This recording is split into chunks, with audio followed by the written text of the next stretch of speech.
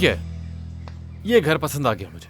वैसे इस घर को देखने के लिए और भी क्लाइंट्स आ रहे हैं। ये तो सही कह रहे हो तुम, इतने अच्छे घर के तो क्लाइंट्स आएंगे ही।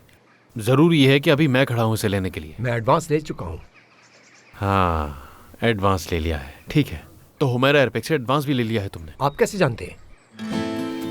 इधर आओ, कुछ बताता हूँ तुम्हें जो बहुत जरूरी है। बात यह है कि जो हुमैरा एयरपेक है ना,